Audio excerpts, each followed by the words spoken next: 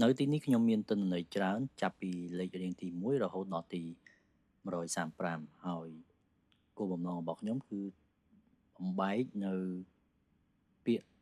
vegetable number ហើយនិង region ចេញពីគ្នាដូចបានបង្ហាញនេះរាល់ដងខ្ញុំប្រើមុខងារមួយដែលមានឈ្មោះថា fluff fill ប៉ុន្តែលើកនេះខ្ញុំមិនប្រើមុខងារនេះទៀតទេគឺខ្ញុំគ្រាន់តែ select ទាំងអស់ទិន្នន័យទាំងអស់នេះហើយចូលទៅក្នុងពាក្យថា data បន្ទាប់មកខ្ញុំ select យកពាក្យថា text to column នៅ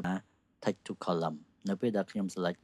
ហើយនឹងចេញផ្ទាំងបែបនេះបន្ទាប់មកទៀតខ្ញុំចុចចូលពាក្យថា next នៅត្រង់កន្លែង other នេះខ្ញុំយកសញ្ញាត្រេចុចសញ្ញាត្រេគឺនឹងលទ្ធផលនឹងបំបែកចេញបែបនេះនៅត្រង់ destination គឺជាកន្លែងដែលយើងអាចដាក់ cell ទីតាំងដែលអាចឲ្យចេញលទ្ធផលអញ្ចឹងខ្ញុំចុចលើ cell កន្លែងនេះតមកគ្រាន់តែចុច finish មកគឺលទ្ធផលនឹងចេញដោយបានបង្ហាញនេះហើយ